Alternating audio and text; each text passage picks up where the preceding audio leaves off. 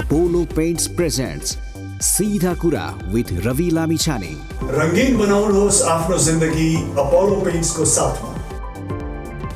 Powered by Red Blue Energy Drink. Red Blue Energy Drink सर्वत्र बजारमा उपलब्ध छ. World Link.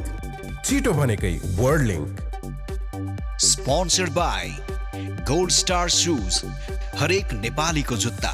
धन्यवाद छ ती हरेक पाइलालाई जसको वर्षौंको अथक विश्वासले निभाएको छ. Gold star.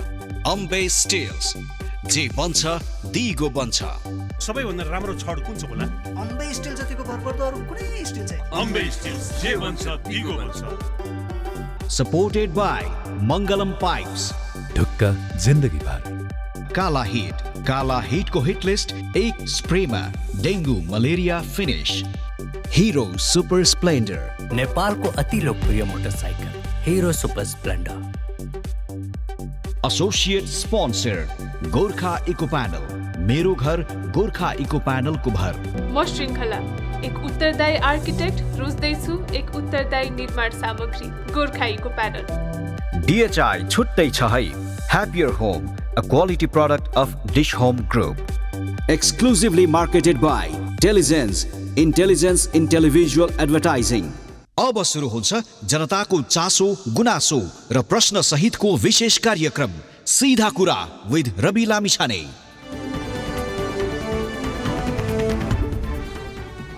आजको सीधा कुरामा प्रस्तुत गर्न गइरहेको छु चर्चित र्यापर जिबब र उनको परिवारबीच देखिएको विवाद, यो सँगै जोडिएको लागू औषधको विषय आजको सीधा कुरामा. आजकै सीधा कुरामा नेपालको संविधानले ग्यारेन्टी गरेको नागरिकता पाउने अधिकारको माग गर्दै काठमाडौँसम्म आइपुगेको सुस्ताबासीको गुनासो समेटिएको छ. अनि आजकै सीधा कुरामा आफूलाई न्याय र आफ्नो छोरालाई परिचय खोज्दै अनसन बसेकी अविवाहित आमा निहारिका राजपूतको विषयको विशेष फलोअप र अन्य विविध विषय आजको सीधा कुरामा. नमस्ते. सीधा कुरा हेर्नको निमित्त टेलिभिजन सेट अगाडि बसिरहनुभएका र इन्टरनेटको माध्यमबाट विश्वभर हामीलाई हेरेर बसिरहनुभएका सम्पूर्ण आदरणीय दर्शक महानुभावहरूलाई म रवि लामिछाने हार्दिक स्वागत तथा अभिवादन टक्राउँछु.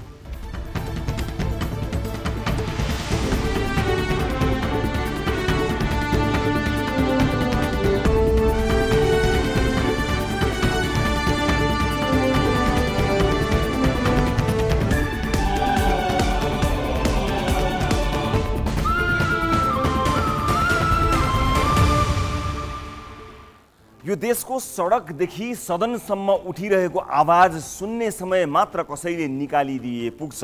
यो देशका जनताले ठुलो केही कहिल्यै मागेका छैनन्. आज संसदमा सभामुखले रुलिङ गरेर भने कि किसानलाई मल दिने जस्तो सामान्यभन्दा सामान्य मागले सडक हुँदै संसद तताउँछ भने मान्नुहोस् हामीले के आशा गर्ने. हरेक सरकारका नीति कार्यक्रममा आत्मनिर्भरता नछुटाइ राखिन्छ, तर आत्मनिर्भर हुनेतर्फ कुनै कदम चालिएको पाइँदैन.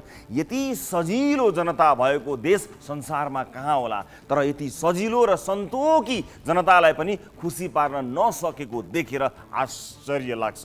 पढ्ने विद्यार्थीले समयमा किताब पाउँदैनन्, किसानले समयमा मल पाउँदैनन्, बिरामीले अस्पतालका फार्मेसीहरूमा निशुल्क भनिएका औषधि पाउँदैनन्. यो लिस्ट म जति लामो पनि बनाउन सक्छु. यो लिस्ट अस्पताल, सार्वजनिक यातायात, प्रहरी, प्रशासन हुँदै अख्तियार, सम्पत्ति शुद्धिकरण र अदालतसम्म पुग्दछ.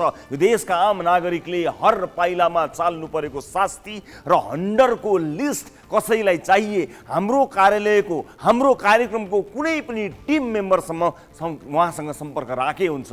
मेरो कन्सर्न चाहिँ यति हो कि नागरिकको दैनिकीसँग सम्बन्धित यी विषयहरू राज्यको प्राथमिकतामा किन पर्दैनन्. यो देशले मल फ्याक्ट्री खोल्नै सक्दैन भनेर म मान्दिनँ. हो, समय लाग्छ र सायद लागत र समयको हिसाब गर्दा किन्न नै सजिलो हुने रिपोर्ट पनि कहीँ आएको हुन सक्दछ, तर पैसा खर्च गरेर किन्न पनि समयमा नसक्ने भन्ने हुन्छ र देशका किसानलाई कुन समयमा मल चाहिन्छ भन्ने पनि थाहा नहुने भए कृषि मन्त्रालयको काम चाहिँ के? काठमाडौँको फोहोर त्यहीँ जम्मा गरे भइहाल्यो नि. आम सरकारका सामान्यभन्दा सामान्य विषयहरू सम्बोधन भए यो देशका नागरिकहरूलाई पुगी त हाल्छ. के नै डिमान्ड गरेका छन् र यो देशका नागरिकहरूले सुन्दा अचम्म लाग्ला, तर यो देशका कैयौँ मानिसहरू ठगीमा परेका छन्, तर विडम्बना त्यसको प्रमाण छैन।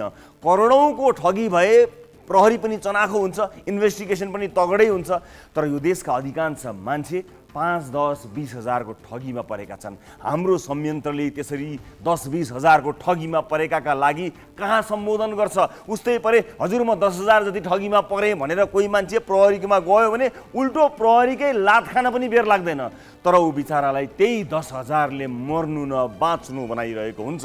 सरकारी अड्डामा 1500 घुस खुवाउने कुरा हाम्रो देशमा नर्मल हो भनिन्छ, तर त्यो कसलाई नर्मल? तपाईँ या म जस्ता नियमित र राम्रै थोरै आम्दानी हुनेलाई नर्मल होला।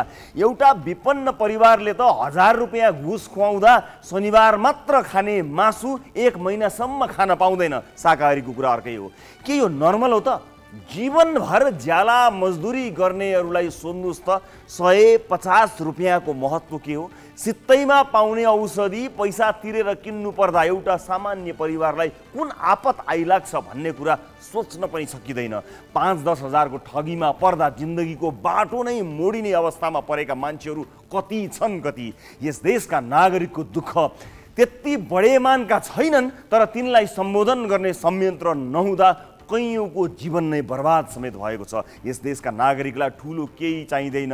एउटा चिल्लो बाटो बन्यो भने त त्यो बाटो टिकटकमा भाइरल हुन्छ, एउटा सफा बगैँचा देखे त भाइरल हुन्छ, धारामा पानी आए भाइरल हुन्छ, पुलिसले चोर समाते भाइरल हुन्छ, पत्रकारले गतिलो प्रश्न सोधे भाइरल, कर्मचारीले बिचौलिया फर्काए भाइरल, जसले जे गर्नुपर्छ त्यसले त्यही गर्दा नै भाइरल हुने भएपछि कुनै दिन दुध दिएकोमा गाई भैँसी भाइरल, बासेकोमा कुखुराको भाले भाइरल र भुकेकोमा कुकुर भाइरल हुने दिन नआउला भन्न सकिन्न। सुन्दा फन्नी लागे पनि हामी सामान्य र सन्तोकी जनता हौँ, जसलाई खुसी हुन ठुलो केही चाहिँदैन। साना साना आवश्यकताहरूमा ध्यान दिएर जनता खुसी राख्न सरकारलाई गाह्रो छैन, तर जनताका ससाना समस्या प्राथमिकतामा कहिल्यै परेनन्। फलस्वरूप विद्यार्थीले पुस्तक, बिरामीले औषधि, किसानले मल कहिल्यै समयमा पाएनन्। आउनुहोस् सुरु गरौँ जनताको चासो गुनासो र प्रश्न सहितको विशेष कार्यक्रम सिधा कुरा।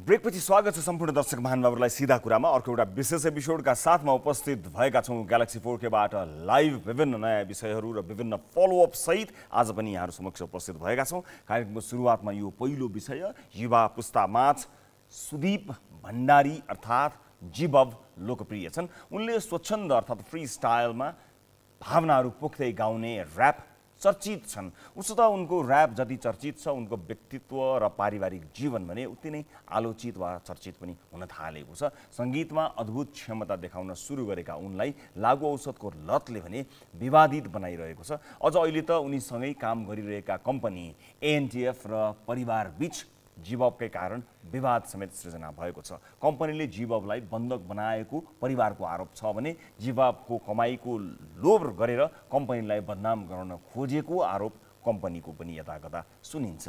यस विषयमा जीवबले भने परिवारबाटै स्वतन्त्रता खोजेको भन्दै उल्टो प्रशासनमा निवेदन दिएका छन्, तर यी सबैको कारण भने लागु औषध देखिन आएको छ।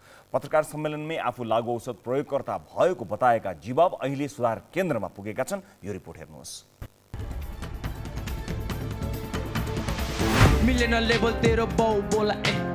स्वच्छन्दवादी अर्थात् फ्री स्टाइलमा र्याप गाएर युवा पिँढीमा चर्चित र्यापर सुदीप भण्डारी अर्थात् जीवब यति बेला पुनः आमा बाबुसँगको विवादका कारण चर्चामा छन्। केही समय अघि अल नेपाल थप खेमले एनटिएफले आयोजना गरेको प्रतियोगिताबाट चर्चामा आएको उनले फ्री स्टाइल र्याप जति लोकप्रिय छ, उनको रहनसहन र शैलीको भने उति नै आलोचना हुने गरेको छ। अहिले उनी र बाबुआमा बीचको विवाद प्रहरी प्रशासनसम्म पुगेको छ। बाबुआमाले जीवबलाई एनटिएफले बन्धक बनाएको भन्दै जिल्ला प्रशासन कार्यालय काठमाडौँमा निवेदन दिएका छन् भने जीवबले आफूलाई परिवारबाट स्वतन्त्रता चाहिएको भन्दै निवेदन दिएका छन्। शुक्रबार पत्रकार सम्मेलन गर्दै जीवबकी आमाले एनटिएफले आफ्नो छोरालाई डर त्रास देखाएर प्रयोग गरेको आरोप लगाएको छिन्। परिवारमा फिर्ता गराएर सुधार्न खोजे पनि एनटिएफले त्यसो गर्न नदिएको उनको आरोप छ। सोच छ कि अहिले भर्खर ल भाइ भनेर यसो अङ्गालो हाल्ने भने उसैसँग लुपुकै लाग्छ कि मान्छे त्यस्तो छ, पढा सुभाको छैन ऊ, उसलाई त्यो भएर सजिलो भयो कि सबैले प्रयोग गर्नलाई। अनि हाम्रो कुरा के भने सरकारले हाम्रो बच्चा चाहिन्छ, पैसा चाहिन्छ, हामी त्यो भन्छौँ कि हाम्रो बच्चा स्वस्थ बनाओस् न, राम्रो गाई गरोस् न। हाम्रो घरमा हुँदाखेरि कस्तो थियो, अहिले कस्तो छ त्यो बच्चा। अब आज हामी हाम्रो हिसाब खाना दिएको छ नचालु कुरा आज हामी हाम्रो उसले जति माजे त्यति दिने अब उसले के उसको छोरो होइन के उसको बच्चा भएको उसको हेल्थको बारेमा चिन्ता हुन्छ बाबुआमालाई जति चिन्ता हुन्छ र अरूलाई उसलाई रमाइलो बनाइदिने उफारिदिने नचाइदिने नचा यता जिबाबुले भने एक अन्तर्वार्तामा परिवारले पैसाका लागि आफू र एनटिएफलाई झुटो आरोप लगाएको जिकिर गरेका छन्। आइतबारको पत्रकार सम्मेलनमा उनले आफू आफ्नै खुट्टामा उभिन सक्ने भएकाले परिवारबाट स्वतन्त्रता चाहेको बताए। मैले अब घरबाट निस्किने बित्तिकै म आमासँग बोलिनँ किनभने मलाई बोल्न मन लाग्दैन नि त। मलाई बोल्न मन लागेन भनेपछि म बोल्दिनँ, म ठुलो भएको छोरा हो। तपाईँ पनि छोरा भन्नुहुन्छ नि, तपाईँको छोरा पनि 25, 26, 27, 28 वर्ष भएपछि तपाईँले हेरेर ला त। अहिले तपाईँको त्यो माया जस्तो तपाईँले तपाईँको छोरालाई दिला त। उसको नि लाइफ हुन्छ नि एउटा, होइन र? सोच्नु न, अब तपाईँहरू चाहिँ मेरो ठाउँमा आएर सोच्नु न, मैले के फिल गरेको छु त्यो सोच्नु न। लागु औषध प्रयोगकर्ता रहेका उनी परिवारले आफूलाई बारम्बार एउटै सुधार केन्द्रमा राखेको बताइरहेका छन्। उचित जिबाबको व्यक्तिगत र पारिवारिक द्वन्द्वको पछाडिको मुख्य कारण भनेको लागु औषध नै हो। एनटिएफको र्याप प्रतियोगितामा चर्चामा आए लगत्तै पोखरामा जिबाब नसाको सुरुमा लट्ठ भेटिएका थिए। प्रतियोगिताको फाइनलमा पुगेका उनी फाइनल नै छाडेर नसाको सुरुमा गायब भएका थिए। त्यसपछि उनलाई सुधार केन्द्र राखिए पनि फेरि विदेश कन्सर्टमा पुगेका थिए। उनले पत्रकार सम्मेलनमै आफू लागु औषध प्रयोगकर्ता भएको स्वीकार गरेका छन्। नखाने मान्छे होइन, म खाने मान्छे हो, म डेन्जर खाने मान्छे हो, म जस्तो कोही पनि छैन हेर्नु। त्यो खानेमा उसले 10 वटा खानु, म 20 वटा किन खान सक्दिनँ? म 4 वर्षसम्म लगातार ड्रप गर्ने मान्छे हो। अनि मैले आफै गएर र्यापमा गएर के भनेको थिएँ भने दाइ तर म चाहिँ आफै आउँछु, तर कुन दिन आउँछु चाहिँ म त्यो तपाईँहरूलाई भन्छु, अहिले चाहिँ फर्म मात्र भरेर राखौँ दाइ। लागु औषध सेवन हानिकारक मात्र होइन गैर कानुनी पनि हो। आइतबारबाट जिबाब सम्पूर्ण समाज नामक सुधार गृहमा गएका छन्। जिबाबको विवादले लागु औषध सेवनले उनको क्षमतालाई मात्र होइन व्यक्तिगत र पारिवारिक वातावरण नै बिथुलिएको देखिन्छ। उचित र्याप जन्द्रामा रुचाइएका र्यापरहरू लागु औषधका कारण समस्यामा परेको यो घटना पहिलो भने होइन। चर्चित र्यापर आशिष राणा लाउरे पनि लागु औषध प्रयोग गर्दै गरेको भन्ने आरोपमा पक्राउ परेका थिए। कास्की जिल्ला अदालतबाट उनी 50,000 धरोटीमा छुटेका थिए। स्थित शाखा अधिकारी समेत अधिकांश समय नसाको सुरुमा सामाजिक सञ्जालमा लाइभ बसेका भेटिन्छन्। युवाहरूमा राम्रो क्रेज बनाएका भेटिने पनि नसाको तालमा कहिले स्टेज त कहिले सार्वजनिक स्थानमै बबन्डर मचाउँदै गरेका भेटिन्छन्। किशोर अवस्थाका अधिकांश युवा यी र्यापरका गीत तथा गतिविधिबाट प्रभावित हुन्छन्। ठूलो संख्यामा आफ्नो फलोअर्स भएका उनीहरूले गर्ने हरेक गतिविधिको समाजमा प्रभाव पर्छ। त्यसैले उनीहरूको सुरक्षा तथा व्यक्तिगत जीवन व्यवस्थापनमा समेत सरकार र निकाय जिम्मेवार बन्नुपर्छ।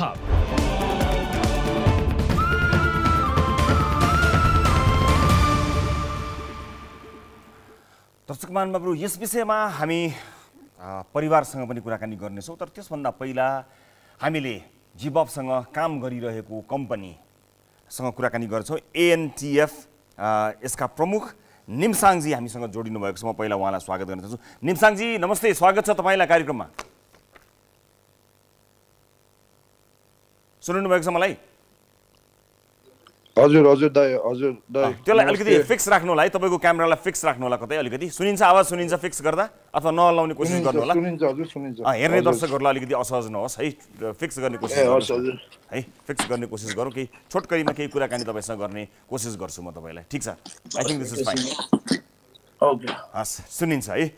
अब यो म्युजिकमा, आर्टमा, यो भनौँ न एउटा लिटरेचरको एउटा असाध्यै राम्रो एउटा यो पर्फर्मिङ आर्ट्सको यस्तो पपुलर यो जनर छ अहिले, हिपहप यस्तो लोकप्रिय भइरहेको छ, यसमा यो लफडा कहाँबाट आयो?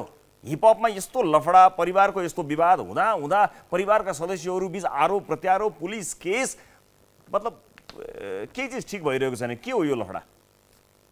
अब उसको फ्यामिलीको अब काममा त खासै केही लफडा छैन। हाम्रो एएनटिएफको त सिर्फ लाइक 2टा आस्किङ छ। अब आस्किङ चाहिँ हाम्रो एएनटिएफको के हो भने चाहिँ अब हामीले चाहिँ डाइरेक्ट जिबाबलाई पे गर्नु पाऊँ क्या। अनि अर्को डिमान्ड चाहिँ के हो भन्दा चाहिँ जिबाब हामीसँग कन्ट्र्याक्ट छ नि त, किनभने हाम्रो ऱ्याप ब्याटलमा हामीले टप 5 लाई त कन्ट्र्याक्टै गरे थिए। अनि हामीलाई चाहिँ के चाहियो भन्दा चाहिँ एकचोटि हामीले सो बुक गरेपछि जिबाब ओके भएपछि चाहिँ त्यो सो चाहिँ गर्न पाऊँ कि, किनभने अब इभेन्ट कम्पनीहरूले पनि पोस्टरहरू प्रिन्ट गर्छ। अब रिसेन्टली नेपालमा नै हजुरलाई थाहै छ यो मार्च मेलो डेजाबुमा आउँछ भनेर नआएर तोडफोड भएको। अब त्यस्तो भयो भने त अब केस त पेमेन्ट त फेरि हामीले गर्नुपर्छ नि त त्यो ड्यामेजको। त्यो ठिक छ, तपाईँले त तपाईँको कम्पनीको कन्ट्र्याक्ट हेर्नु होला, पैसा हेर्नु होला, तर सार्वजनिक रूपमा जिबाबले आफैले भनेको पनि छन् र तपाईँहरूलाई पनि थाहा छ उहाँ चाहिँ ड्रग एडिक्सनमा हुनुहुन्छ, उहाँले एक्सेप्ट गर्नुभएको छ। एउटा मान्छे ड्रग एडिक्सनमा छ भनेपछि उसको चाहिँ नि मेन्टल हेल्थको कुरा गरौँ अथवा ऊ चाहिँ नि भनौँ न नसामा भएको मान्छेले कुन अवस्थामा तपाईँसँग कन्ट्र्याक्ट गरेको हो, रिह्याबमा भएको मान्छे फेरि रिह्याबबाट सिधै विदेशको सोमा जान्छ, पैसा कमाउने बेलामा चाहिँ नि तपाईँहरूको कन्ट्र्याक्ट अनुसार निस्किन्छ, फेरि आज फेरि रिहाबमा जान्छ, त्यस्तो हुनसक्छ र एउटा मान्छे पहिला बिरामी त ठिक हुनु पर्ला नि, पैसा त कमाउँदै गरौँला हो, तर ऊ त बिरामी छ अथवा नसामा छ, कुलतमा छ भनेपछि पहिला त त्यो कुलतबाट उहाँलाई निकाल्नु पर्ला नि।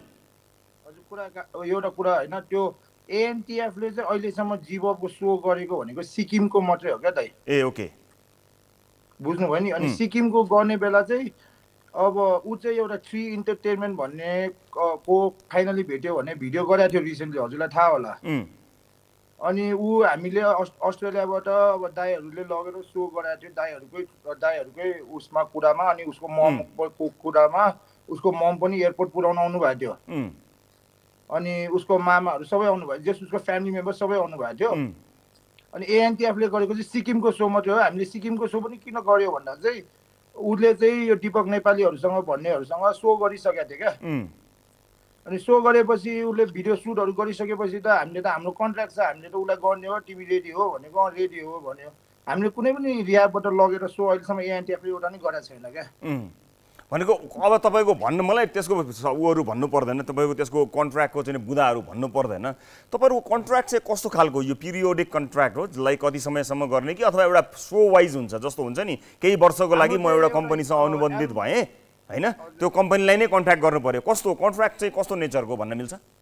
हाम्रो चाहिँ मिल्छ, हाम्रो चाहिँ भिडियो अडियो एडभर्टाइजिङको होइन, एल्बम निस्केपछिको 2 इयर्ससम्मको मात्रै कन्ट्र्याक्ट हो क्या। हाम्रो धेरै लामो कन्ट्र्याक्ट पनि होइन, 2 इयर्ससम्मको मात्रै कन्ट्र्याक्ट हो। त्यसमा चाहिँ हामीले आर्टिस्टलाई 70% दिन्छ होइन, अनि हामीले 30% लिन्छ, जुन चाहिँ नेपालमा ठिक्क उल्टो छ। नेपालमा ठुल्ठुलो इभेन्ट, यो ठुल्ठुलो जति पनि विदेशसँग कनेक्टेड इभेन्ट छ तिनीहरूले चाहिँ 70% कम्पनीले लिन्छ, 30% आर्टिस्टलाई दिन्छ क्या। हामीले चाहिँ ठिक उल्टो गरेको छ, हामीले चाहिँ 70% आर्टिस्टलाई दिएको छ, 30% हामीले दिएको छ। त्यसमा चाहिँ हामी फ्री रेकर्डिङ, फ्री बिट हुन्छ नि। अब सपिङ जाने बेला यताउता अब सोभन्दा अगाडि सानोतिनो सपिङ गरिदिने, अब बिटहरूको इन्स्ट्रुमेन्टलहरू किन्नेदेखि लिएर A to Z हामी पे गर्छौँ कि। अनि स्टुडियो आवर, रेन्ट, प्रड्युसरको चार्ज सबै हामी पे गरिदिन्छ।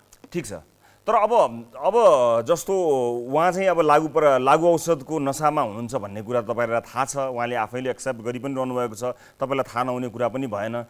सार्वजनिक ठाउँहरूमा पनि होइन, पब्लिक प्लेसमा पनि उहाँले उहाँको गतिविधि पनि अलिकति त्यस्तै किसिमको छ, त्यो तपाईँहरूले देख्दै आउनुभएको हेरिरहनु भएको पनि छ होला, आम मान्छेले पनि देखि नै रहेको छन्। अब यस्तो अवस्थामा तपाईँको कन्ट्र्याक्टको के अवस्था रहला, अथवा उहाँलाई पहिलो प्रायोरिटी के हुन आउँछ होला त? एज अ ह्युमन बिङ पनि भनौँ, अब परिवारको त चिन्ता रहन्छ नि त, त्यो अवस्थामा कसरी मेन्टेन गर्नुहुन्छ तपाईँहरूको कन्ट्र्याक्ट?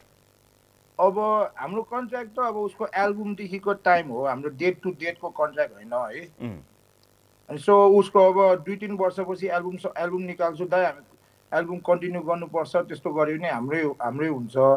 तर हाम्रो पनि मेन चिज त ऊ रिहाबमै बसोस् भनेर, किनभने एएनटिएफले त आफ्नै पकेटबाट पैसा तिरेर उसलाई फर्स्ट टाइम त हामीले हारेको। अब त हामी त लाइक हुन्छ नि उसले आफ्नै सोको पैसाहरूबाट रिहाबको पैसा तिरेर ऊ बसेको हो। म अलिकति क्लियर हुन्छु ल, मलाई पनि बुझ्न सहयोग गर्नु होला, दर्शकहरूलाई बुझ्न सहयोग गर्नु होला। जस्तो अहिले अब जिबबको 2 वर्षभित्र हुने जुनै कन्सर्टहरू अथवा उहाँ जहाँ पनि गर्नुहुन्छ त्यसमा होइन कि एउटा एल्बमको लागि तपाईँको कन्ट्र्याक्ट हो, उहाँको सो कन्सर्टहरू? तपाईँ अलि मिसअन्डरस्टुड भयो होला, त्यही सोध्न खोजेँ। एल्बम पछिको चाहिँ 2 इयर हो क्या। ए सिङ्गलले त एउटा एल्बम निकाल्छ नि त, उसको फर्स्ट डेब्यू एल्बम हुन्छ नि त। हजुर त्यही। अनि त्यो 2 इयर्स चाहिँ के हुन्छ मैले बुझ्न खोजेको, जस्तो एल्बम उहाँले निकाल्नु भयो 2 इयरमा चाहिँ अब एडभर्टाइजमेन्ट, उसको सो, उसको अब प्रोग्रामहरू सबै हामी ह्यान्डल गरिदिन्छ क्या। जस्तै अब सो उहाँको भर्खरै निस्क्यो जुन भिडियो निस्क्यो नि, त्यो तपाईँहरूकै कन्ट्र्याक्टको पार्ट हो? भर्खरै आएको भिडियो, लेटेस्ट भिडियो? कुन भिडियो? लेटेस्ट एउटा कुनै भिडियो आयो पछिल्लो टाइम, उहाँको लास्ट भिडियो जुन त्यो कम्पिटिसनमा गाएको त्यो मिलेनियल लेभल तेरो बाउ बोला भन्ने गीत होइन कि, त्यसपछि जुन भिडियो आएको छ नि त्यो एल्बमकै पार्ट हो? त्यही म्युजिक होइन, त्यो चाहिँ एउटा 3 इन्टरटेनमेन्ट है, दिपक नेपाली भन्ने मान्छेले गरेको हो क्या। अनि त्यहीमा चाहिँ अब 1 लाख कतिमा डिल भएको त्यो मुभी, त्यो गीत भनौँ न। अनि त्यो पैसा चाहिँ सबै आन्टीहरूसँगै डिल भइसक्यो होइन। ओके। अनि त्यसपछि त्यो मान्छे चाहिँ हामीसँग केही लेना देना छैन क्या। त्यो मान्छे चाहिँ अब एउटा हाकिम भन्ने दाइको साथी थियो होइन। अब उसले गीत गर्ने भन्यो, उनीहरूले कन्ट्र्याक्ट गरेछ। अब अनि त्यसपछि मलाई फोन आयो अनि मैले चाहिँ भाइले लोयल्टी पाउनुपर्छ 20% भनेर भनेको थिएँ क्या खास गरी रोयल्टीको डिल पनि भएको थिएन त्यसमा मैले भाइलाई चाहिँ भाइ त लोयल्टी पनि लि यो गीत पछि चल्यो भने तँलाई पनि फाइदा हुन्छ भनेर भनेको छु। ओके अब अहिलेको कन्डिसन अहिले जिबबको अहिलेको कन्डिसन र अहिले उहाँ रिह्याब पनि जानुभएको छ अब परिवारसँगको यो विवादको बिचमा अब के गर्नुहुन्छ तपाईँहरू एज अ कम्पनी के गर्नुहुन्छ? मैले यहाँ ब्लेम गरिरहेको छैन म केही चिज पत्ता लगाउने केही कुछ ठिक गर्ने खोजिरहेको छु है you try to understand this. मैले उहाँ एउटा मान्छे जो हुनुहुन्छ he is a very talented artist त्यो ट्यालेन्टेड आर्टिस्टको त्यो कलालाई कदर गर्नु पर्यो उहाँलाई चाहिँ जोगाउनु पर्यो होइन अनि त्यसपछि न उहाँको फ्युचर त धेरै राम्रो छ नि त त्यो मोटिभमा म त्यो उद्देश्यले तपाईँसँग कुराकानी गरिरहेको छु। अब के हुन्छ? एक सेकेन्ड म त्यो अब के हुन्छ भनिहाल्छु तर तपाईँको अघिको क्वेसन जिबबको लास्ट के पोस्ट गर्यो हामीले भनेको चाहिँ जिबबको त्यही मिलेन तेरो लेभलको त्यो ब्याटलको लास्ट भिडियो रहेछ 6 नेमसँग त्योभन्दा धेरै अरू केही पनि छैन हामीसँग लास्ट त्यही हो। त्यो अब के गर्नुहुन्छ त? उहाँ त रिह्याबमा हुनुहुन्छ तपाईँ वेट गर्नुहुन्छ कि उहाँलाई अथवा के गर्नुहुन्छ त? अब मोस्ट प्राबली अब उसको रिह्याबको लाइक सडन हुन्छ नि किनभने अघि उसले भने जस्तो रिह्याबको चाहिँ एउटा प्रोग्राम हुँदो रहेछ क्या फर्स्ट टाइम पढ्नेलाई के सेकेन्ड टाइम हुनेलाई आफ्नो रिह्याबको के हुँदो रहेछ होइन। अब त्यो रुल त मलाई त्यो राम्रोसँग थाहा भएन जस अघि उसले इन्टरभ्यूमा भनेर थाहा पाएको। अब त्यो रिह्याबको एउटा प्रोग्राम सकिएपछि चाहिँ यदि ऊ फाइन छ रिह्याबले अब ऊ ओके छ उसको त्यो फिजिसिस्ट डक्टरले ऊ ओके छ त्यो सबैले ओके छ भन्यो भने त अब उसले काम गर्नु सक्छ भने किन काम नगरोस् होइन किनभने एएनटिएफले त अब काम जति साह्रो काम गर्यो अब उसको रिह्याबको पेमेन्ट पनि उसलाई दिन बाँकी छ होइन। अब त्यो भयो। अब सेकेन्ड चाहिँ के हो भन्दा चाहिँ अब ऊ फाइनै भएन हुँदैन भने आई गेस वेट गर्ने अब अर्को अप्सनै छैन लाइक रस गरेर फाइन। यो बिचमा उहाँ चाहिँ यस्तो लागु औषधिको दुर्व्यसनीमा भएको बेलामा परिवारको पनि त केही भूमिका हुन्छ नि जिम्मेवार त परिवार हो नि त नर्मली उहाँको लाइफ चलेको भए उमेर पुगिसकेको मान्छे हो परिवारले इन्टरफेयर नगरोस् भन्ने हुन्छ तर सँगसँगै एउटा लागु पदार्थको दुर्व्यसनीमा भएको मान्छे भएपछि परिवारको त्यो स्वाभाविक रूपमा परिवारले गर्ने जुन इन्टरफेयर छ त्यसलाई तपाईँहरूले एड्रेस गर्नु पर्दैन र कुराकानी गर्नु पर्दैन र अभोइडै गर्ने हो र परिवारको कन्सर्नलाई? अब फ्यामिलीसँग चाहिँ टु बी अनेस्ट लाइक हामीलाई अब लाइक फ्यामिली त अब मैले हिजो मात्रै फर्स्ट टाइम भेटेको है फ्यामिलीसँग फोनमा चाहिँ कुरा भइरहेको हो अङ्कलहरूले पनि मसँग भोइस मेसेज पनि छ भिडियो पनि छ अङ्कलको अङ्कल डुबे हुने बेला तिमीहरूको अपार्टमेन्ट छैन केही छैन त्यहीँ गएर राख भन्नुभएको पनि थियो होइन। अब फ्यामिलीले त हामीले कहिले अभोइडै गरेको छैन हामीले त सिर्फ हाम्रो कामको कुरा त अब उसको पेमेन्ट उसलाई दिनु पर्यो हजुरलाई पनि थाहा छ होइन अब काम गरेकोलाई पेमेन्ट गर्नु पर्यो अनि अर्को चाहिँ हामीलाई चाहिँ काम गर्नु पाओस् त्यति हो हामीले चाहेको अरू त्योभन्दा धेरै त हामीले केही चाहेको छैन उसको फ्यामिलीको। कसरी यो सिचुएसन कसरी वर्स्ट भयो त परिवार चाहिँ एक अर्काको अगेन्स्टमा उभिने सिचुएसन कसरी वर्स्ट भयो भन्दा म तपाईँलाई एक्ज्याक्टली पिन पोइन्ट गरेर भन्दा चाहिँ फाइनली भिडियो भन्ने मुभीको डिल भयो सबै कुरा भयो फाइनली मुभीको भिडियोको सुट भयो होइन। दीपक नेपाली भन्ने मान्छे चाहिँ 3 इन्टरटेनमेन्ट है वान सेकेन्ड 3 इन्टरटेनमेन्टको दीपक नेपाली चाहिँ गोदावरीमा गएर उसलाई गाडीमा पिकअप गरेर आन्टीहरूसँग के डिल भयो मलाई थाहा छैन गोदावरीमा गएर बिहान पिकअप गरेर उसलाई भिडियो सुट गर्नु लगेछ भिडियो सुट यताउता सबै भएछ अनि राति त बब भाइलाई घर पठाउनु पर्यो अनि घर पठाउने बेला चाहिँ बब भाइ के भयो त्यहाँ थाहा छैन मलाई होइन त्यतिखेर म बाहिर थिएँ बाहिर हेर्दै नेपालमा थिइनँ अनि त्यतिखेर मलाई फोन आयो यस्तो यस्तो भयो यहाँ भयो यस्तो यस्तो भयो भनेर रुनै फोन गर्यो त्यो मान्छेले अनि मलाई पनि अब अलिकति मुखसुख छाड्यो के भन्यो तर ऊ अलिकति पुरा चित्त दुखाएर कराउँदै बाटोमा हिँडिरहेको थियो अनि फेरि उसले चाहिँ त्यो एएनटिएफको अर्को मान्छेलाई पनि कल गरेछ हाम्रो त्यो अब आर्टिस्टहरू यहाँको पुरानो म्यानेजरहरू सबैलाई कल गरेछ अनि त्यसपछि कल गर्दा चाहिँ ब्याकग्राउन्डमा चाहिँ 16 खुट्टे देखेँ क्या भित्तामा अनि हामी 16 खुट्टेतिर गएर हाम्रो विनर प्लस डिभाइड भयो हाम्रो एएनटिएफको सिजन 1 को प्लस डिभाइड भयो होइन ओके उसलाई पनि लिएर गाडीमा लिएर गए अनि त्यसपछि मेरो भाइहरूले उसलाई फकाइ फुलाइ गरेर कति घन्टामा गाडीमा हालेर लिएर आएर यहाँ एउटा अर्ग्यानिक फार्म भन्ने होटल छ होटलमा राखेर भोलिपल्ट बिहान जिबब एक्लै घरमा नबस्ने भनेर प्लस डिभाइड र जिबबले त्यही छोडेर आएको अनि प्लस डिभाइड जिबबसँग कति दिन बस्यो यिनीहरूले एउटा नायकी पनि लेखेर रेकर्ड पनि गरेर सिक्किममा परफर्म पनि गर्यो त्यो गीत अनि यो दीपक नेपाली भन्नेले चाहिँ अब गीत सिट भयो त्यो गयो अनि हामीले चाहिँ त्यसलाई अब लिएर गएपछि घरमा छोड्नु हुँदैन के हो कसो हो भने अनि त्यसपछि के भयो भन्दा चाहिँ दिपक नेपालले अब ठिकै कुरा भएन बिचमा अनि त्यसपछि उसले 10X भन्ने ठमेलको क्लबमा उसले यो रिलिज पार्टी रे गीतको सर्ट छोटो बनाउनु छ यसलाई एकदमै लामो भयो छोटो भन्दा उसले अनि त्यसपछि 9 बजे 7-8 बजेतिर राख्यो पार्टी अनि टिकटहरु पनि टन्नै सेल गर्यो उसले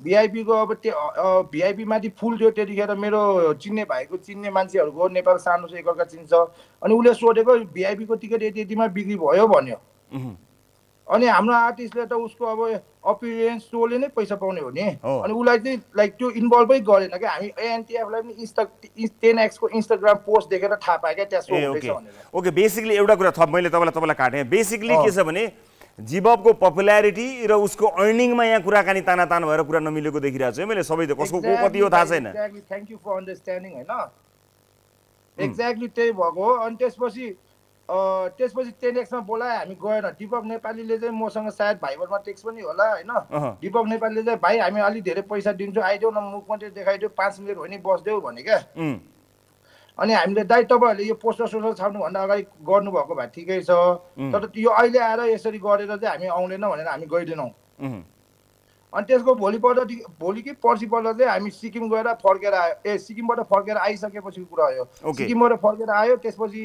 सिक्किमबाट आएको भोलिपल्ट 10X मा यस्तो भयो अनि 1-2 दिनपछि आन्टीले जिबबलाई फोन गरेर जिबब र आन्टीको पुरा फाइट पर्यो फोनमा अनि त्यसपछि चाहिँ अनि मैले चाहिँ आन्टी हामी सिक्किमबाट आइपुगे हैन अब के गर्ने हो यसो गरौँ न यसलाई होल्ड गरौँ यसलाई म अर्को पक्षको उहाँको फ्यामिलीको पक्षको कुराकानी सुन्छु किनभने यो अलिकति लामै छ जस्तो लाग्यो मलाई हैन एनीवे यो मैले यसको जिस्ट के निकाले भने the fame and the money is being a problem now exactly दाइ लाइक फेम भाइसँग फेम थियो हैन तर मनी थिएन त्यतिखेर कोही पनि मतलब थिएन क्या कसैलाई नि फ्री इन्टरटेनमेन्ट पनि थिएन कोही पनि थिएन क्या त्यतिखेर हैन पहिला भाइ फर्स्ट टाइम फेमै भर्खर फेम स्टार्ट लाइक हुन्छ नि स्टार्ट नहुँदा पनि हामी एएनटीएफले पैसा दिएर रिहाब राखेको हो क्या तपाईहरु अब ठीक छ निम्साङजी म यो कन्भर्सेसनलाई अहिले एन्ड गर्छु लगभग हामीले जस्ट निकाल्यौं म यो इन्फर्मेसनको लागि तपाईलाई धन्यवाद अहिले यस बारेमा हामी जान्ने बुझ्ने क्रममा छौं त्यसकारणले यसमा कसैलाई ब्लेम गर्ने अवस्थामा हामी छैनौं खाली दर्शकहरुलाई के भयो गरेछ मोरलेस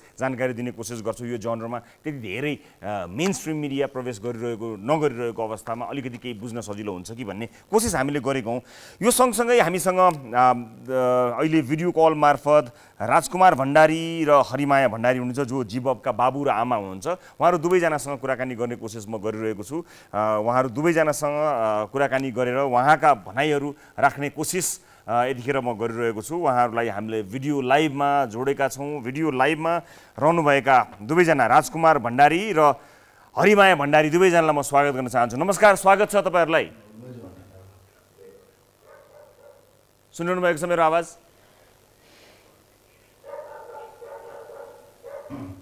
टिमका साथीहरुलाई मेरो आवाज उहाँहरुसम्म पुर्याइदिनको लागि अनुरोध गर्न चाहन्छु राजकुमार भण्डारीजी र हरिमाया भण्डारीजी सुनिरहनु भएको छ मेरो आवाज सुनिन्छ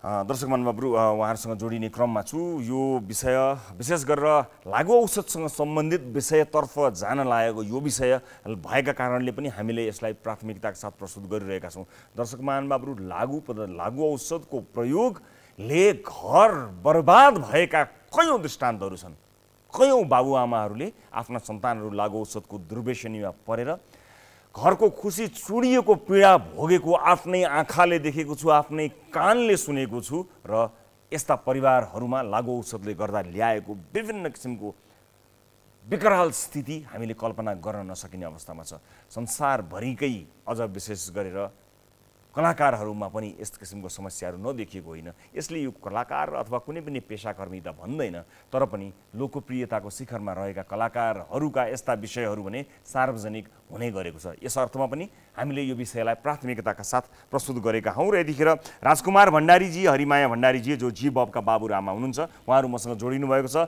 नमस्कार यहाँहरु दुवैजनालाई स्वागत गर्छु कार्यक्रममा नमस्कार हजुर नमस्कार अब यो विषय परिवारको यस्तो विषय पनि यो मिडियाको हेडलाइन बन्न गयो परिवार भित्र नै केही समस्या परे जस्तो देखिन आयो यसको समाधान खोजौँ भनेर हामीले कोसिस गरेका हौँ। अझ विशेष गरेर लागु औषधको कुरा आइसकेपछि परिवार बाबुआमा भएपछि तपाईँहरूलाई कति धेरै पीर पर्छ होला। उहाँको लोकप्रियता त आफ्नो ठाउँमा छ, तर छोरा बिग्रिएला भन्ने तपाईँहरूको पीर पनि उत्तिकै देखिन्छ। यो तपाईँहरूको दृष्टिकोणमा भएको के हो? तपाईँले के पाउनुभयो यसमा? मैले अघि एउटा निष्कर्ष निम्साङजीसँग कुराकानी गर्दा के निष्कर्ष निकालेका थिएँ भने उहाँको लोकप्रियता र अब उहाँले कमाउन थालेको पैसाले गर्दा विवाद सृजना भयो।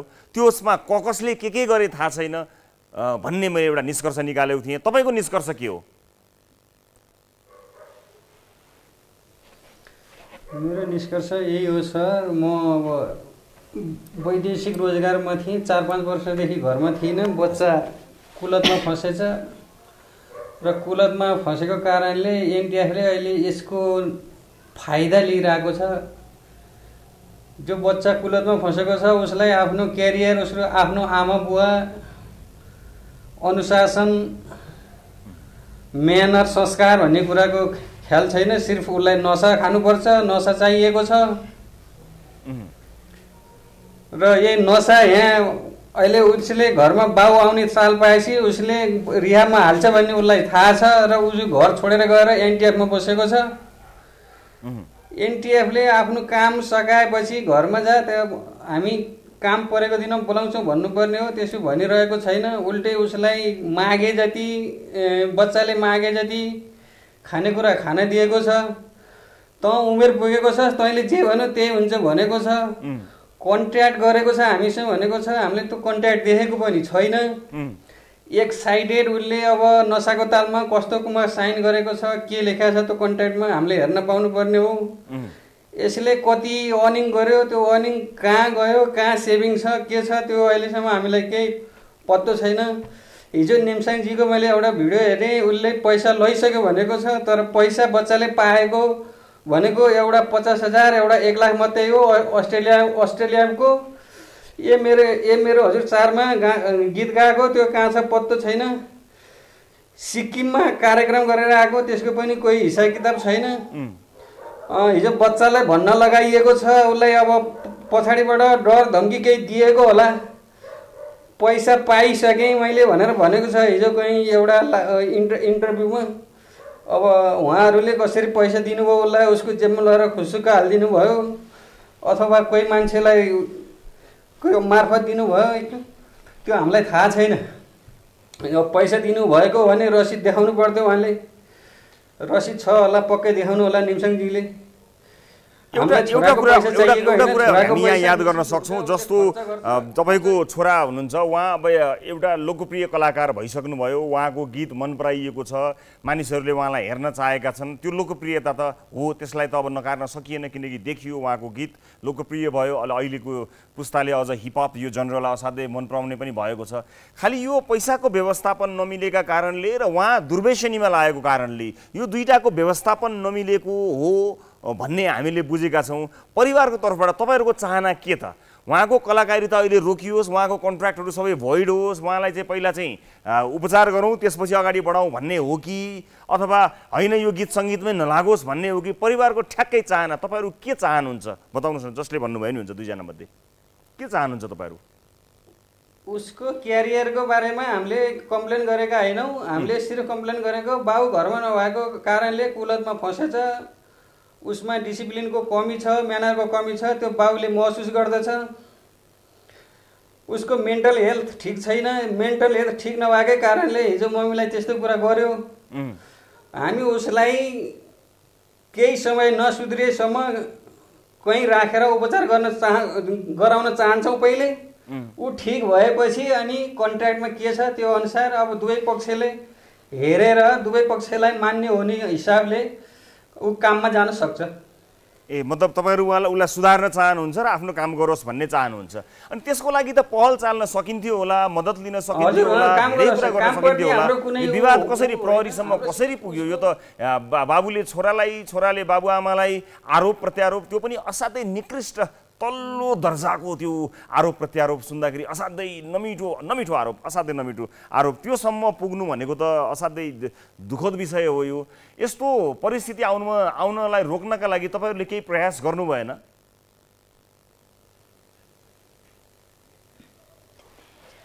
प्रयास त अब हामीले के गर्ने सर उसलाई पछाडिबाट सिकाइएको छ। निम्साङ शेर्पा भन्ने मान्छेले उसलाई गार्डिङ गरेर यसरी अँगालो मारेर लिएर हिँडिरहेको रहेछ काठमाडौँ सिडिओ अफिसमा।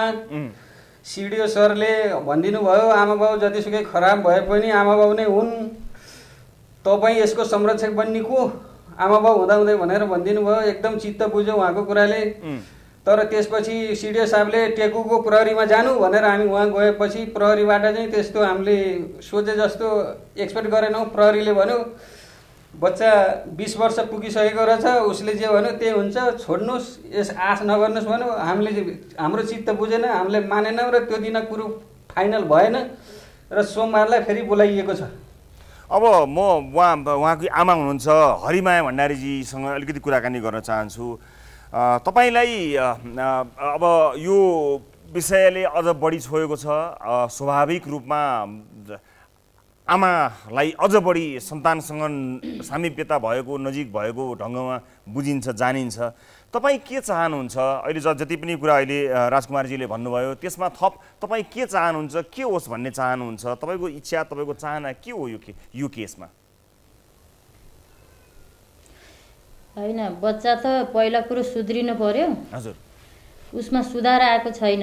अब उसलाई हामीले अलग राखेर हेला गरेर छोडेको भन्ने कुरो आएर छ। हजुर, अहिले पैसा कमाउन थालेपछि हामी पछि लागेको रे भन्ने कुरो आएर छ। त्यस्ता नराम्रा कुराहरू छन् जो सिकाइएका कुराहरू हुन्। खुवाया छ, सिकाहा र ह्यान्डलमा राखे आफ्नो। त्यो निम्सान शेर्पा भन्ने त्यहाँको मेन रहेछ गुन्डा नाइके जस्तो केटो। त्यसले एकदम नराम्रो गरी मेरो छोरालाई घरमा हुँदा पनि पुलिस मेरो हातमा छ, प्रशासन मेरो हातमा छ, मिडिया मेरो हातमा छ, जीव त नडरा भनेर राति 9-10 बजेसम्म फोन गरिरहन्थ्यो। जुन त्यो बाहिरबाट फोन आउँथ्यो, म यहाँ बाथरुम सफा गरिरहेको बेला नि सुनेको छु। तेरो आमा पैसा देख्न नपाएको मान्छे रहेछ, 1000 को 10 को बन्डल ल्याएर दे, गनेर बस्छ, पाखे रहेछ। यस्ता कुरा गर्दाखेरि यसलाई नि के मन लाग्यो, मम्मी यस्तो भन्यो यसले भन्न नि आएको थियो। को हो फोन ला त भनेको, मसँग बोलेन त्यो केटो। र यसले ह्यान्डल गरेर छोरा बिगारेको चाहिँ यो केटोको मेन भूमिका छ यसमा। अस्ट्रेलिया जानुभन्दा अगाडि छोरो सुनाकोठीमा रियाबमा हामीले लमजुङबाट उठाएर ल्याएर राखेका थियौँ, जुन ड्याडी मम्मीकै सल्लाहले पुलिस प्रशासन लाएर त्यहाँ राख्दाखेरि अब अस्ट्रेलिया जानी भनेर कुरो आयो। हाकिम गुरुङले भनेर हामीले त्यहाँ गएर भेटेर हस् भनेर पठाएको हो। अनि चाडा सो गरेर आएको अरे। हामीले पैसा पाखौँ 1.5 लाख रुपियाँ।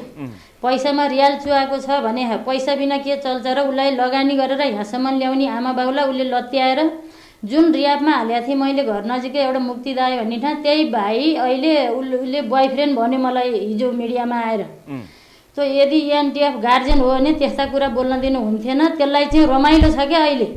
जीवले चलेको बेला कमाउनु पर्छ, जीव मेरो भनेर हामी आफ्नो सुरले टेकुतिर जाँदाखेरि सिडिओ कार्यालयमा लगेर मजाले 8-10 जना थिए होइन ती मान्छेहरू, लगेर साइन गराएर म उमेर पुगेको केटा हो, मैले भने लागु हुन्छ भन्न लाएर लेख्दै रहेछ। हामीले चाहिँ यो यसलाई उठाएर कसले ल्याएको भनेर सोद्धाखेरि अब उसले आफै भन्यो कि म आफै आएको, मेरो उमेर पुगेछ, म स्वतन्त्र हुन्छु भनेर मलाई ह्यानत्यान कुरा गर्यो। जुन कुरा अब यो सबै निम्सानले हो। अब यसलाई यसको समाधान खोज्नु पर्दाखेरि यस्तो हुन सक्छ कि उहाँ रिह्याबमा जानुभएको छ, उहाँ आफैलाई थाहा छ कि म रिह्याबमा जानुपर्छ, म कुलतमा छु भन्ने कुरा। उहाँ रिह्याबमा बस्नुहोस्, रिह्याबमा बसेर ठिक भएर उहाँले आफ्नो पेसा जे गर्न चाहनुभएको छ ठिक भइसकेपछि आफ्नो कन्सर्ट, आफ्नो चिजहरू निर्णय गर्न उहाँलाई स्वतन्त्र रूपमा छोड्न सकिन्छ रिह्याबमा बसेर है, परिवारको रूपमा। जे अहिले उहाँले भन्नुभएको छ म ठिक हुन्छु आफै, परिवारले मलाई इन्टरफेयर नगरोस्, मलाई फ्रिडम दियोस् परिवारले भनेर भनेको छ। त्यो कुरामा तपाईँहरू राजी हुनुहुन्छ? भनेको छ छैन त्यसमा हामी राजी छैन। एक त ऊ रियाबमा गएकै होइन, त्यो रियाबमा गएकै होइन। यहाँ बाउले रियाबमा हाल्छ भनेर त्यहाँ नाटक गरेको, त्यहाँ गरेको यो सबै निम्सान शेर्पा लिएर अनि उहाँ जहाँ जानुभएको छ त्यो रियाब होइन, त्यो सिन्जो अनि के रहेछन् ती केटाहरू हामीलाई थाहा छैन, इन्फर्म छैन। होला रियाब त होला सर, तर उसलाई के थाहा छ बाउले रियाबमा हाल्न खोजिरहेछ यो थाहा छ, निम्साङलाई पनि थाहा छ। उसले रियाबमा हाल्दा उसको प्रोग्राम के लस हुन्छ भन्ने उनीहरूलाई थाहा छ। त्यो हिसाबले यो बाउले रियाबमा हाल्छ भन्ने थाहा पाएको भएर उसलाई यहाँ हाल्न नदिनलाई त्यहाँ गएर नाटक गरेको थियो। नाटक हो यो अस्ति भर्खरै आएको थियो भन्दा पहिला ऊ रिया भन्दा सातो जान्छ उसको डराउँछ। त्यसलाई रियामा नहाल, मलाई जहिले पनि रियामा नहाल भन्छ। ऊ कसरी रियामा जान्छ? रियामै सबै सिकाइएको छ त्यो नाटक हो। यो घटना साम्य भएपछि त्यो निस्केर आउँछ फेरि। समग्र रूपमा बुझ्दाखेरि रिहाबमा गएर साँच्चैकै रिहाबमा गएर बाबुआमाले उसलाई ठिक भएसम्म नभएसम्मका लागि बाबुआमाले हेरिदिने, बाबुआमाको अन्डरमा अथवा बाबुआमाको गाइडलाइन्समा बसिदिने र बाबुआमाको गाइडलाइन्समा बसिसकेपछि ऊ ठिक भइसकेपछि आफ्नो कलाकारितालाई निरन्तरता दिन सके भने तपाईहरुको चित्त बुझ्छ भने जस्तो आशय हामीले पायौं। र यो विषयलाई यही बिट मार्छु म दर्शक महानुभावहरु। धेरै मानिसको चासोको विषय भएको र हामीले यस विषयमा यो पहिलो रिपोर्टिङ गरेको हुनाले कयौं कुराहरु जान्न बुझ्नुपर्ने अवस्था भएको हुनाले खाली जानकारी लिने, जानकारी दिने तरिकाले कुराकानीलाई मैले अगाडि बढाएँ। यसको फलोअप हाम्रो कार्यक्रममा अवश्य पनि हुनेछ। यस विषयको बारेमा हाम्रो टिमले अझै बढी अध्ययन गरेर यस बारेमा आम दर्शक महानुभावहरुको चासोलाई सम्बोधन अवश्य पनि गर्नेछ। अहिले म एउटा ब्रेक लिन्छु। ब्रेकपछि अन्य विषय सहित यहाँहरु समक्ष प्रस्तुत हुन्छु। ग्यालेक्सी पोडकास्टमा हेरिरहनु भएको छ सिधा कुरा। ब्रेकपछि स्वागत छ सम्पूर्ण दर्शक महानुभावहरुलाई सिधा कुरामा। अब आजको अर्को विषय 2072 सालमा जारी संविधान विश्वको उत्कृष्ट भनियो, जुन संविधानले नागरिकता प्राप्त बाबुआमाका सन्तानलाई नागरिकताबाट वञ्चित गराउन नपाइने ग्यारेन्टी समेत गर्यो। तर सोही संविधान जारी भएको 7 वर्ष पुग्नै लाग्दा आज पनि सोही व्यवस्था लागू नभएको भन्दै सुस्ताको सिङ्गो गाउँ उठेर नागरिकताका लागि काठमाडौँमा आन्दोलन गर्न आइपुगेको छ। राज्यले दिने एक थान नागरिकता नदिँदा आज कयौं युवा युवतीको शैक्षिक प्रगति रोकिएको छ। रोजगारीबाट मात्र वञ्चित हुनु परेको छैन, सिम कार्ड र कोरोना विरुद्धको खोप जस्ता सामान्य विषयहरूमा समेत त्यो ल्याउन समेत पाएका छैनन्, त्यसलाई लगाउन समेत पाएका छैनन्। तर सांसद, मन्त्री र प्रधानमन्त्रीसम्मलाई उनीहरूको पीडाले अलिकति पनि छोएको देखिँदैन। यो रिपोर्ट हेर्नुहोस्। पछिल्लो समय नवलपरासीको सुस्ता गाउँकी जुली कुमारी सिंहको भौतिक शरीर दिनहुँ काठमाडौँको माइती घरमा अनसनरत छ।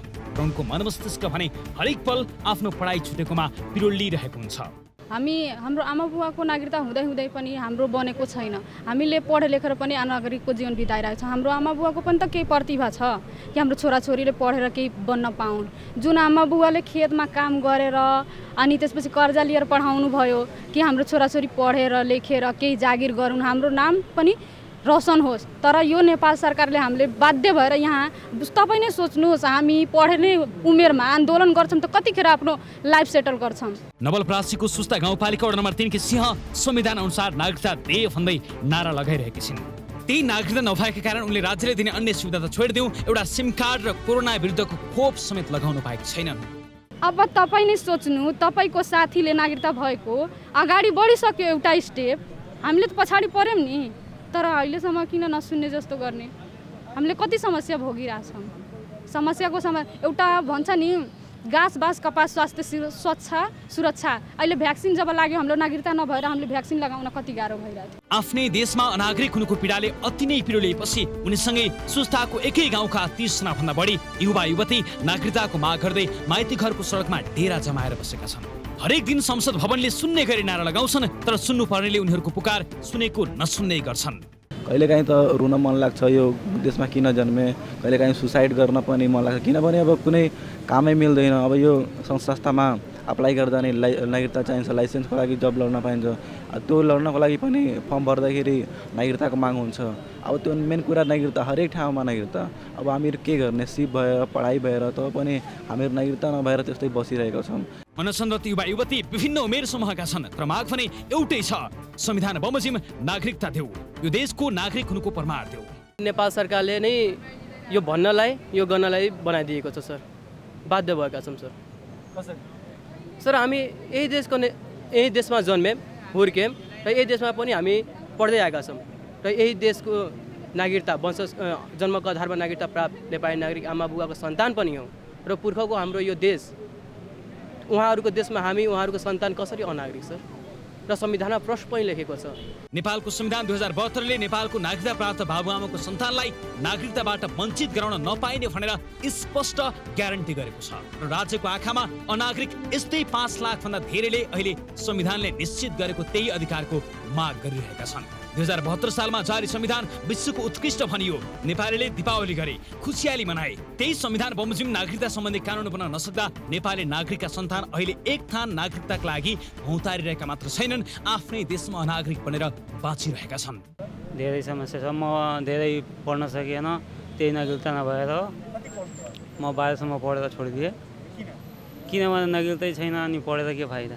राजनीतिक दलहरूले नागरिकताका विषयमा लामो छलफल गरे। जन्मसिद्धका सन्तानलाई वंशजका आधारमा नागरिकता दिने बारे खासै विमति पनि छैन। तर 6 वर्षदेखि नागरिकता विधेयक संसदबाट पास हुन नसक्दा हरेक पल नागरिकता विहीनहरूले अवसर गुमाइरहेका छन्। अब सरकारलाई के भने धनीको कुरा मात्र सुन्छ, हामी गरिब जस्तो मान्छे कहाँ कुरा सुन्छ सरकारले। अरू धेरै सर भन्दिनँ म, मेरो आमा पनि नेपाली, बुवा पनि नेपाली, मेरो दिदीको पनि नागरिकता छ, दाइ पनि नागरिकता छ, तर मेरो छैन। वडाका जनप्रतिनिधिदेखि सांसद, मन्त्री, प्रधानमन्त्रीसम्म उनीहरूले नगुहारेको कुनै निकाय र ओहदा छैन। तर नागरिकता नहुँदा भोगेको अवहेलना र शास्तिको मर्म बुझिदिने अहिलेसम्म कोही भेटिएको छैन। सम्मुखले भन्नुभएको छ अब हुन्छ पारित गरिदिनु, हाम्रो जसरी भए पनि दिनै पर्छ नागरिकता। हामीले यही देशको नागरिक हो, असल नागरिक हो। हामीले अहिले त बिहे गरेर इन्डियामा जान्छौँ, ठिक छ नि, हामी जान पनि त सक्थ्यौँ नि, तर आफ्नो देशको माया छ, केही गर्ने आफ्नो देशको लागि गर्ने, अरूको देशको लागि नगर्ने।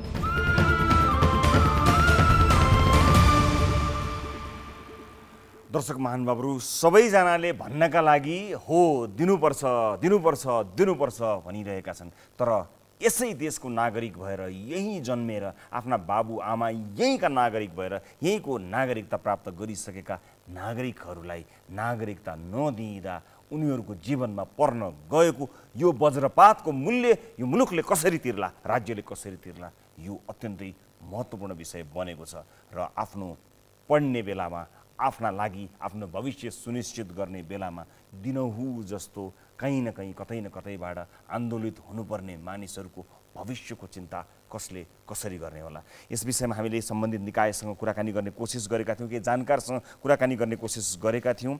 त्यो कुराकानी अहिले हुन सकेन। हामीले विशेष गरेर यस विषयका जानकार तथा मध्य प्रदेशका मुख्य न्यायाधिवक्ता दिपेन्द्र झासँग सम्पर्क गर्ने कोसिस गरेका थियौँ, तर उहाँसँग सम्पर्क हुन सकेन। यो विषयको फलोअप हामीले निरन्तर गरि पनि रहेका छौँ र हामी यसलाई निरन्तर रूपमा फलोअपको विषय पनि बनाउँदै जानेछौँ। राजनीतिक दलहरूले पनि यो विशेष गरेर नागरिकताका विषयमा लामो छलफल पनि गरेका छन्। जन्मसिद्धका सन्तानलाई वंशजका आधारमा नागरिकता दिनेबारे विमति खासै छैन, तर यो 6 वर्षदेखि नागरिकता विधेयक संसदमा पास हुन नसक्दा यसरी नागरिकहरू पल आफ्नो अधिकारका लागि लड्न, सडकमा बस्न बाध्य भएका छन्। प्राथमिकताका साथ यस विषयको निरन्तर फलोअप हामी गर्ने नै छौँ। अहिले भने म एउटा ब्रेक लिन्छु। ब्रेकपछि अर्को त्यस्तै महत्त्वपूर्ण विषय हामीसँग छ। एक आमा आफ्नो नाबालक बच्चासहित अनसन बस्न लागेकी छिन्, जसको विषयलाई हामीले लामो समयदेखि फलोअप गर्दै पनि आएका छौँ। त्योभन्दा पहिला एउटा छोटो ब्रेक।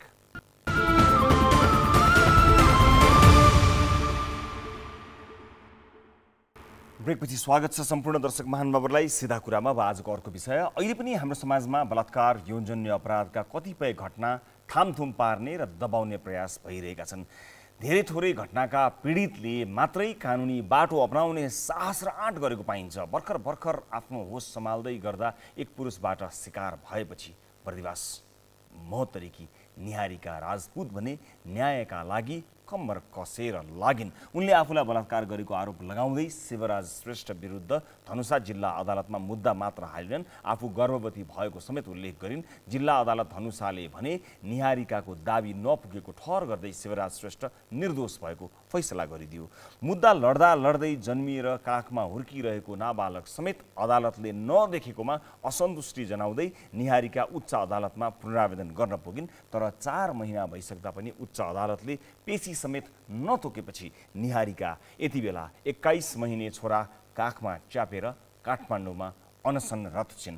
अनसनमा पनि प्रहरी प्रशासनले उनलाई लखेटिरहेको छ। उनको माग छ बालकको DNA टेस्ट गरिनुपर्ने। उच्च अदालतले छिटोभन्दा छिटो पेशी तोकेर फैसला गरिदिनुपर्ने। यो फलोअप रिपोर्ट हेर्नुहोस्। निहारिका राजपूत 2017 साल माघमा न्यायका लागि भौतारिने क्रममा उनी हामीलाई भेट्न पहिलोपटक कार्यालयसम्म आइपुगेकी थिइन्। जतिबेला उनको मुद्दा जिल्ला अदालत धनुषामा विचाराधीन थियो। त्यति बेला उनी भन्थिन् मलाई मेरो छोराले आमा नै भन्छ, अविवाहित आमा भन्दैन। मेरो छोरा ठुलो भएपछि नि मलाई आमै भन्छ, यो त भन्दैन कि तिमी अनम्यारिड मेरो आमा छौ। यसको लागि जुनसुकै रूपमा म आमै हुन्छु, त्यतिले मलाई पुग्यो। तर निहारिकामा अहिले त्यो आत्मविश्वास बाँकी छैन।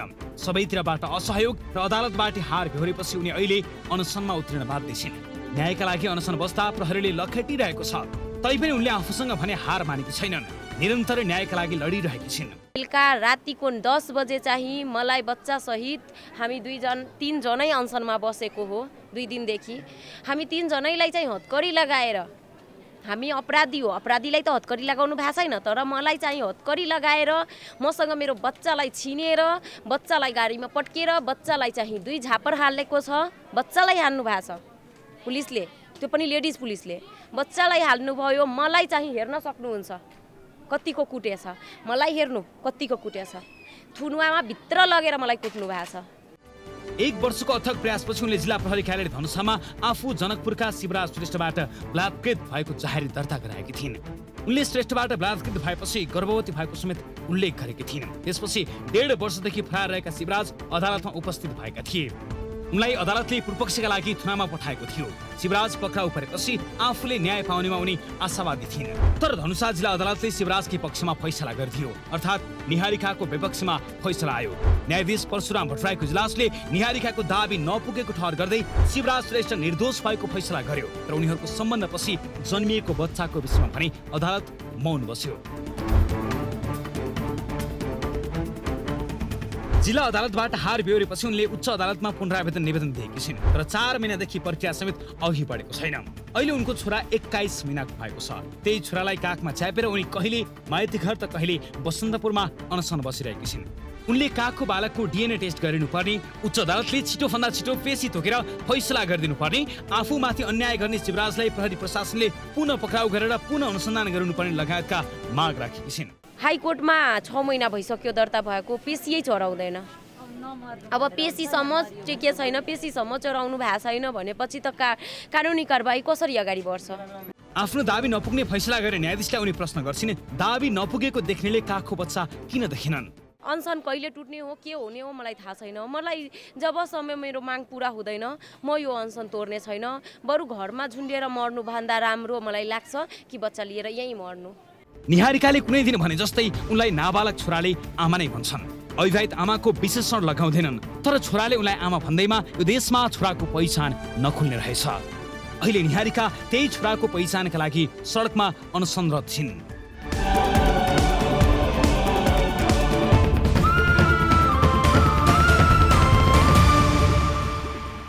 दर्शक महानुभावहरू, हामीले यो विषयलाई निरन्तर फलोअप गरिरहेका छौँ र यतिखेर पनि कुराकानी गर्नको निमित्त छोटो कुराकानीका लागि हामीले निहारिकालाई सम्पर्कमा ल्याएका छौँ। प्रत्यक्ष भिडियो कलमा अनसन स्थलबाटै निहारिका जोडिनु भएको छ। निहारिकाजी, तपाईँलाई स्वागत गर्दछु म कार्यक्रममा। सबभन्दा पहिला तपाईँको स्वास्थ्य कस्तो छ, तपाईँको स्वास्थ्यबारे जानकारी लिन्छु अनि केही प्रश्नहरू राख्छु।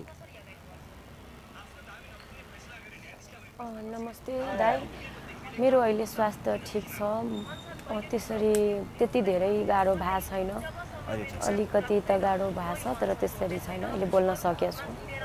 अब मलाई त्यो दिनको सम्झना छ जब तपाईँ आफ्नो समस्या लिएर मलाई भेट्न, हाम्रो टिमलाई भेट्न आउनुभएको थियो। त्यतिखेरदेखि नै हामीले निरन्तर यो विषयको फलोअप पनि गरिरह्यौँ। हुन त त्यतिखेर जिल्ला अदालतमा तपाईँको मुद्दा विचाराधीन थियो, अब अहिले यो हाइकोर्टमा पुगेको छ। विशेष गरेर तपाईँको कन्सर्न चाहिँ अदालतले तपाईँको पक्षमा फैसला गरेन, तर बच्चाको विषयमा त अदालतले केही बोल्नुपर्ने थियो, मौन भयो। अदालतको फैसला चाहिँ बच्चाको विषयलाई लिएर मौन भयो भन्ने नै हो नि, होइन? अब तपाईँको माग पहिलाकै माग रह्यो कि अथवा तपाईँको माग अब आफ्नो सन्तानका लागि केन्द्रित भयो कि कहाँ अड्किनु भएको छ? अहिले तपाईँको प्रमुख माग कहाँ छ? मेरो माग पहिला पनि त्यही थियो, अहिले पनि त्यही हो। मैले न्याय पाउनु पर्यो, अपराधीले सजाय पाउनु पर्यो। मेरो बच्चाले यो समाजमा सम्मानपूर्वक पुरै इज्जतको साथ बाँच्न पाओस्। उसले सबै कुरा डिजर्भ गर्छ, उसको केही पनि गल्ती होइन, त्यही भएर उसले सबै कुरा सम्मानपूर्वक पाउनु पर्यो। अब यो पछिल्लो समय उच्च अदालतमा जुन तपाईँले जानुभएको छ न्यायका लागि, उच्च अदालतमा उच्च अदालतले चाहिँ नि समयमा यो मुद्दा नहेरिदिएको भन्ने विषयमा बढी तपाईँ केन्द्रित हुनुहुन्छ कि अथवा तपाईँको अघिल्लो फैसला जुन छ तपाईँहरूको सम्बन्धलाई बलात्कार मानेन अदालतले त्यसमा बढी केन्द्रित छ कि अथवा दुवै चिजमा केन्द्रित छ? मैले सबभन्दा बढी बुझेअनुसार चाहिँ अझ स्पेसली तपाईँ जो छोरा तपाईँसँग हुनुहुन्छ ती छोराको विषयलाई लिएर अदालतले केही न केही भन्नु पर्यो अथवा डिएनए टेस्ट चाहिँ तपाईँको प्रमुख मुद्दा हो भन्ने बुझेको थिएँ। अझ यसलाई अलिकति स्पष्ट पार्न चाहनुहुन्छ? जसरी जिल्ला अदालतमा मैले पहिला पनि अपराधी ऊ होइन भनेपछि म आफ्नो छोराको डिएनए टेस्ट गर्न पाऊँ, किनभने डिएनए टेस्टले थाहा हुन्छ अपराधी हो कि होइन भनेर। तर त्योभन्दा पहिला डिएनए टेस्ट नगरिकन उता फैसला सुनाइदिनु भयो। बच्चाको विषयमा फैसलाको कागज पहिला पनि मैले पेश गरेछु। फैसलामा चाहिँ बच्चाको विषयमा केही पनि निर्णय गरेकै होइन। अब हाइकोर्टको कुरा भयो, उच्च अदालतमा मैले पुनः निवेदन गरेकै 5-6 महिना हुन लाग्यो, तर पेशीसम्म चढाएको छैन, कारबाही अगाडि बढेकै छैन। त्यस्तो हेर्दा अब मैले त्यो सबै हेरिसकेपछि अब सबै ठाउँ गुहारिसकेपछि म यो अनसनमा बसेँ। मसँग केही उपाय नलागेर मैले अनसनमा बसेँ। अब मेरो अन्तिम प्रश्न तपाईँलाई, अदालतले तपाईँहरूको सम्बन्धलाई त्यसलाई बलात्कारको प्रमाण नपुगेको भनेर निर्णय गरिरहँदा यदि अब उच्च अदालतले डिएनए माग गर्दा तपाईँले आरोप लगाएका व्यक्ति नै बच्चाका बाबु भए भने तपाईँले न्याय पाएको महसुस हुन्छ कि अथवा होइन यो बलात्कारको मुद्दालाई नै तपाईँ अगाडि निरन्तरता दिने चाहना राख्नुहुन्छ? जस मैले जान्न खोजेको मात्र, ताकि तपाईँको बारेमा सरकार राख्ने सबैलाई यो बारेमा थाहा होस्। हजुर, मेरो पहिला जे मुद्दा थियो मैले त्यही मुद्दामा फेरि पनि अगाडि बढ्नेछु। म कुनै अर्को मुद्दा राख्ने पनि छैन। मलाई मेरो छोराको पहिला पनि भने, मलाई मेरो छोराको बुवा होइन, मलाई मेरो अपराधीले सजाय पाओस् भनेर मैले अगाडि बढेको हो। अदालतले सहमति या उही मेरो छोराको बाउ हो भन्ने बित्तिकैमा ऊ मेरो छोराको बाउ हुन सक्दैन, एउटा अपराधी मेरो छोराको बाउ हुन सक्दैन। त्यही भएर म बलात्कारकै मुद्दा अगाडि बढाउनेछु। हस्, न्यायको तपाईँको यात्रामा हामीले एउटा जिम्मेवार सञ्चार माध्यमको तर्फबाट गर्नुपर्ने साथ र तपाईँको विषयलाई गर्नुपर्ने निरन्तरको फलोअपलाई कायम राखेका छौँ। हामी आशा गर्दछौँ यो जुन लडाइँमा तपाईँ हुनुहुन्छ, विशेष गरेर नाबालक छोराका लागि अझ अधिकारमा पनि र आफूमाथि अन्याय भएको भन्ने जुन दाबी तपाईँले गरिरहनु भएको छ त्यसमा तपाईँलाई पक्कै पनि तपाईँले महसुस गर्न सक्ने गरी न्याय तपाईँलाई प्राप्त होस्। त्यसैका लागि हामीले निरन्तर यो विषयको फलोअप गरेका हौँ। यो सायद हाम्रो तेस्रो फलोअप होला। आवश्यक अन्य फलोअप र साथ रहने वचनबद्धता प्रकट गर्दै म तपाईँसँग बिदा माग्दछु र दर्शक महानुभावहरू यो सँगसँगै आजका लागि कार्यक्रमको निर्धारित समय पनि समाप्त भइसकेको छ। अन्य विभिन्न विषयहरू र अन्य रिपोर्टहरूसहित अर्को कार्यक्रममा उपस्थित हुने बाचा गर्दै सिधा कुराको आजको श्रृङ्खलाबाट सम्पूर्ण युनिटका साथमा 10 औँला जोडेर नमस्ते र बिदा छानेको।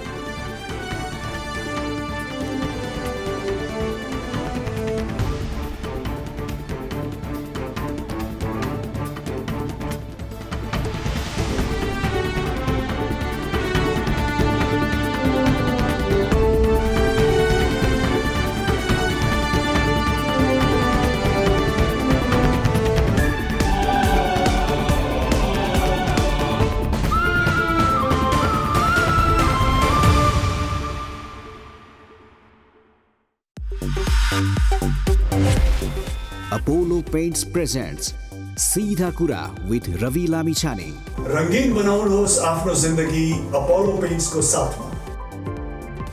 Powered by Red Blue Energy Drink। Red Blue Energy Drink सर्वत्र बजारमा उपलब्ध छ। World Link छिटो भनेकै World Link।